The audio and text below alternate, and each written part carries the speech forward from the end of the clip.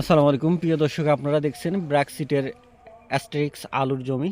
এটা চাষ করছেন আমাদের একজন কৃষক ভাই হানিফ ভাই, মতলব থানার অন্তর্গত নন্দীখোলা গ্রামে। তো আমরা একটু জমিটা দেখাবো আর ফলনটা কেমন হয়েছে এটা সম্পর্কে জানবো। তো হানিফ ভাই, জি বলেন।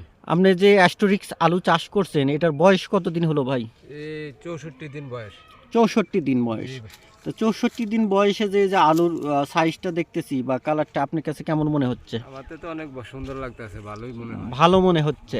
তা আপনারা তো আগে কখনো আমরা চাঁদপুরে দিতেও পারি নাই, আপনারাও করেন নাই ব্র্যাকের না, এই আলু, প্রথম। এই প্রথম। এই তা বছর সেই প্রথম। হিসেবে আপনার মতামতটা কেমন? সেই হিসাবে অনেকই ভালো দেখতাছি, এখন বাকিটা আল্লাহর হাত। সেই হিসেবে ভালো দেখতেছেন। গাছের বয়স 64 দিন এবং গাছে কি কোনো রোগ বালাই আছে? না না না, কোনো রোগ বালাই নাই, একদম সুস্থ আছে। আপনার অনেক কি সুন্দর। কোনো গাছ মারা গেছে এই পর্যন্ত? জি নাই, এই পর্যন্ত কোনো গাছ মারা যায় এবং গাছের পাতাগুলো দেখেন আপনারা সবাই। আমি একটা সাইডে আছি জমির একেবারে, গাছ কিন্তু মাশাআল্লাহ সুন্দর আছে। এবং আপনি এটা কতদিন রাখবেন এখনো?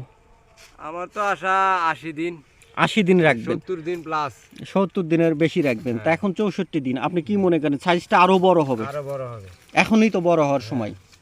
তা আপনি আশেপাশে যারা কৃষক আছে তাদের উদ্দেশ্যে কি বলতে চান? আমি বলবো যে যারা চাষ করে আলু, তারা যাতে ব্র্যাকের আলু করে, এবং সাদাটা লালটা দুটোটাই ভালো। আমি দোনোটাই লালটাও ভালো। আপনি তো করছি। সাদাটাও করছেন। হ্যাঁ, সাদাটাও করছি, লালটাও করছি, আচ্ছা, এই দুটোটাই লালটা ভালো। কত শতক করছেন? লালটা করছি 60 শতক, সাদাটা আর সাদাটা করছি 50 শতক। 50 শতক। যাক, তা আমরাও আশা করি আপনার আলু ভালো হবে। তা ধন্যবাদ সকলকে।